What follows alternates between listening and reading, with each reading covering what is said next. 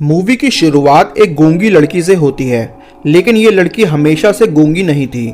उसके नेक पर एक चोट के निशान भी हैं, जो शायद बचपन में उस पर हुए एक हमले के कारण है, जिसकी वजह से उसकी आवाज़ हमेशा के लिए चली गई थी।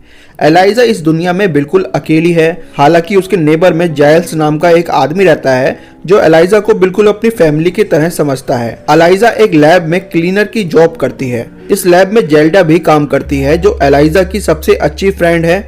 जेल्डा के अलावा एलाइजा किसी से भी घुलती मिलती नहीं है, क्योंकि सभी लोग उसे बेवकूफ़ समझते हैं और हमेशा उसका मजाक उड़ाते हैं। एक दिन जब एलाइजा लैब में क्लीनिंग का काम कर रही थी, तभी वहाँ का डॉक्टर बताता है कि आज हमारे लैब में एक बड़ी ही अनोखी चीज़ आने वाली है, जिसे किसी भी इंसान ने आज तक नहीं देखा होगा। और कुछ ही देर में वहाँ पर एक बड़ा सा टैंक आ जाता है। ये एक बड़ी ही मिस्टीरियस सी चीज़ लग रही थी। एलाइजा जब उसके करीब जाती है तो उस टैंक में मछली जैसी कोई चीज़ मूव होती हुई दिखाई देती है। ये चीज़ आवाज़ भी कर रही थी। लेकिन तभी वहाँ पर कुछ साइंटिस्ट आते हैं और इस टैंक को अपने साथ दूसरे रूम में ले जाते हैं। एलाइजा और जेल्डा कुछ भी समझ नहीं पा रहे थे। अगली सुबह जब एलाइजा उस लैब के बाहर सफाई कर रही थी, तभी उन्हें फिर से अजीबोगरीब आवाज़ें आने लगती हैं। कुछ ही देर में कर्नल उस रूम से बाहर निकलता है तो उसके हाथ में से खून निकल रहा था। कुछ डॉक्टर कर्नल को अपने साथ ट्रीटमेंट के लिए ले जाते हैं। दूसरी ओर जेल्डा और एलाइजा को उस लैब को साफ करने के लिए कहा जाता है। लैब के अंदर चारों तरफ ब्लड था। एलाइजा वहां पर कर्नल की कटी हुई 2 उंगलियां भी देखती हैं। उस टैंक में जो भी क्रिएचर था, शायद उसी ने कर्नल को घायल किया था। उंगलियों को देखकर जेल्डा वहां पर नहीं रुक पाती और वहां से चली जाती है। एलाइजा का ध्यान उस टैंक की तरफ जाता है। जब वो टैंक के करीब आती है तो देखती है कि इसमें इंसान जैसा एक क्रिएचर है, जिसके इंसानों की तरह ही हाथ और पैर हैं। जब वो टैंक पर अपना हाथ रखती है तो क्रिएचर भी जवाब में एलाइजा के हाथ के ऊपर ही अपना हाथ रख देता है। तभी वहाँ पर एक सिक्योरिटी ऑफिसर आ जाता है और एलाइजा को वहाँ से बाहर जाना पड़ता है। अगले दिन उस क्रिएचर को एक छोटे से पूल में ट्रांसफ़र कर दिया गया था। एलाइजा उस पूल के पास बैठ जाती है और अपना लंच करने लगती है। वो अपने लंच में से एक एग को निकालकर उस क्रिएचर की तरफ हाथ बढ़ाती है, लेकिन वो क्रिएचर करीब आने से घबरा रहा था, इसलिए एलाइजा एग को पूल की बाउंड्री पर ही रख देती है। वो क्रिएचर एग को लेकर पानी में कूद जाता है, जिसे देखकर एलाइजा थोड़ा घबरा जाती है और वो लैब से बाहर भाग जाती है। अगले दिन कर्नल एलाइजा को अपने रूम में बुलाता है और समझाता है कि ये क्रिएचर बेहद खतरनाक है, तुम ज़्यादा देर लैब में मत रोका करो। हालांकि एलाइजा को वो बिल्कुल भी खतरनाक नहीं लग रहा था और वो कर्नल की बात को नहीं मानने वाली थी। अगले दिन एक बार फिर से एलाइजा लंच टाइम पर उसी लैब में आ जाती है और पूल के पास बैठकर अपना लंच करने लगती है। उसने एक एग को पूल की बाउंड्री पर रख दिया था। इसके अलावा आज वो अपने साथ म्यूजिक प्लेयर भी लेकर आई थी। कुछ ही देर में क्रिएचर पानी से बाहर आता है और एग को उठाकर खा लेता है। बेशक ये क्रिएचर दूसरों के लिए खतरनाक था, लेकिन ये एलाइजा को अपना दोस्त समझने लगा था। एलाइजा और ये क्रिएचर बिना बोले सिर्फ इशारों में बात करने लगे थे। एलाइजा को भी एक अच्छा दोस्त मिल गया था, क्योंकि वैसे भी उसे कोई पसंद नहीं करता था और वो बेहद अकेली थी। हाँ, ये क्रिएचर बदसूरत था और ख़तरनाक भी था, लेकिन एलाइजा को इस बात से कोई फ़र्क नहीं पड़ता था। समय के साथ एलाइजा और इस क्रिएचर की दोस्ती बढ़ती जा रही थी। वो हर रोज़ लंच टाइम पर एक दूसरे के साथ बहुत ही अच्छा वक्त बिताते थे। लेकिन एक दिन डॉक्टर एलाइजा और उस क्रिएचर को एक साथ देख लेता है और हैरान रह जाता है। ये डॉक्टर उस क्रिएचर पर ही रिसर्च कर रहा था। ये डॉक्टर अमेरिका को धोखा दे रहा था, क्योंकि ये रिसर्च से जुड़ी हुई सारी इन्फॉर्मेशन जर्मन सरकार को बेचता था। एक दिन जब एलाइजा लैब में आती है तो वो देखती है कि इस क्रिएचर को बहुत बुरी तरह से पीटा गया है और चैन से बांध दिया गया है। एलाइजा अब तक इस क्रिएचर के साथ इमोशनली जुड़ चुकी थी, इसलिए एलाइजा को उस क्रिएचर पर तरस आने लगता है। पर तभी लैब में कर्नल आ जाता है और एलाइजा छिप जाती है। वो देखती है कि क्रिएचर की इस हालत के लिए कर्नल ही जिम्मेदार है, जो उसे टॉर्चर कर रहा था। कर्नल उसे इलेक्ट्रिक शॉक भी दे रहा था, क्योंकि वैसे भी वो कर्नल क्रिएचर से नफरत करता था। एक दिन लैब में इस क्रिएचर को देखने के लिए जनरल आता है। वो इस क्रिएचर का साइज देखकर हैरान रह जाता है। कर्नल बताता है कि ये क्रिएचर अमेज़न के आदिवासियों के लिए भगवान की तरह हैं। वो लोग इसकी पूजा करते हैं और नदी में इसके लिए फल फ्रूट फेंकते हैं। कर्नल, जो कि इस क्रिएचर से नफरत करता था, वो जनरल को एडवाइस देता है कि हमें इसे मारकर इस पर रिसर्च करनी चाहिए। लेकिन इसी बीच क्रिएचर की तबीयत बिगड़ने लगती है और वहाँ पर खड़ा हुआ एक डॉक्टर उसकी जाँच करता है। वो बताता है कि ये क्रिएचर 2 जगह से सांस लेता है। डॉक्टर ये भी कहता है कि हमें इसे जिंदा रखकर ही इस पर रिसर्च करनी चाहिए, लेकिन तब तक कर्नल ने जनरल को अपनी बातों में फंसा लिया था। जनरल डॉक्टर पर भड़क जाता है और कहता है कि तुम मुझे मत बताओ मुझे क्या करना चाहिए, इस क्रिएचर को मारकर जल्दी से इस पर रिसर्च शुरू करो। अब डॉक्टर के हाथ में कुछ नहीं था, लेकिन वो इस क्रिएचर को मारने के फैसले से बिल्कुल भी संतुष्ट नहीं था। दूर खड़ी हुई एलाइजा ये सब सुन रही थी और वो भी बहुत ज़्यादा दुखी थी। काम से छूटने के बाद वो अपने पड़ोसी जाइल्स के घर पर आती है और उसे सब कुछ बताती है।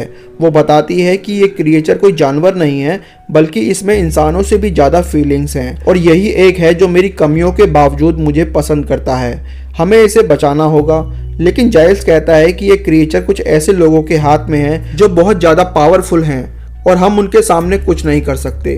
अगर वो इसे मारना चाहते हैं तो हम इसे नहीं बचा पाएंगे।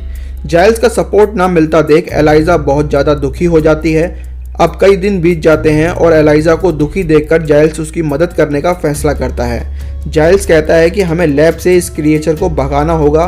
ये दोनों मिलकर प्लान बनाते हैं। सबसे पहला एलाइजा सिक्योरिटी कैमरा के मुंह को ऊपर की तरफ मोड़ देती है ताकि इन्हें कोई न देख पाए। इसके बाद एलाइजा उसी लैब में आती है। वो देखती है कि उस क्रिएचर को चैन से बांधा हुआ है जिसकी चाबी उसके पास नहीं थी। तभी वहाँ पर डॉक्टर आ जाता है, जिसे देखकर एलाइजा घबरा जाती है और सोचती है कि अब उसकी चोरी पकड़ी गई। लेकिन डॉक्टर भी यही चाहता था कि इस क्रिएचर को जिंदा रखा जाए, इसलिए वो अपनी जेब से चाबी निकालकर एलाइजा को दे देता है। इसके बाद ये दोनों मिलकर क्रिएचर को एक कार्ट में छुपा देते हैं, जिसे लेकर एलाइजा बाहर की तरफ जा रही थी कि रास्ते में जेल्डा उसे मिल जाती है।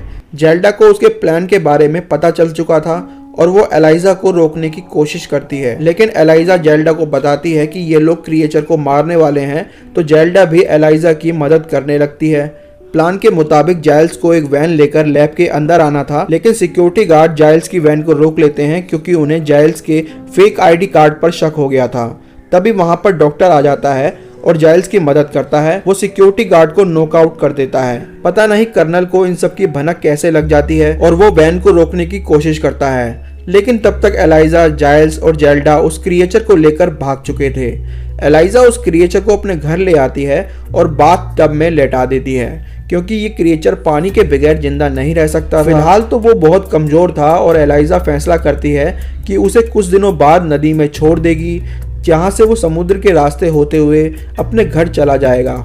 अगले दिन एलाइजा और जेल्डा दोनों अपनी जॉब पर आ जाते हैं ताकि किसी को भी उन पर शक ना हो।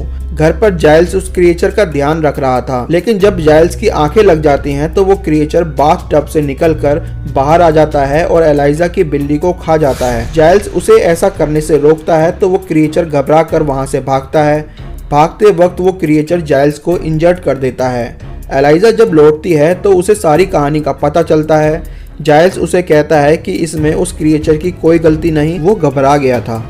रात के वक्त एलाइजा बाहर जाती है और उस क्रिएचर को ढूंढकर वापस ले आती है। घर वापस आने के बाद क्रिएचर बहुत शर्मिंदा था, इसलिए वो क्रिएचर जाइल्स के सिर पर हाथ रखता है जैसे कि वो जाइल्स को सॉरी कह रहा हो। अगले दिन जाइल्स महसूस करता है कि उसके घाव रातों रात भर गए हैं, यहाँ तक कि उसके सिर पर बाल भी उगने लगे हैं।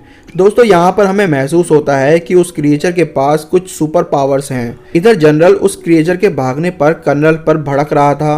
वो कर्नल को वार्निंग देता है कि अगर उस क्रिएचर को जल्दी से नहीं ढूंढा गया तो वो कर्नल को बर्बाद कर देगा। कर्नल पर बहुत ज्यादा प्रेशर था।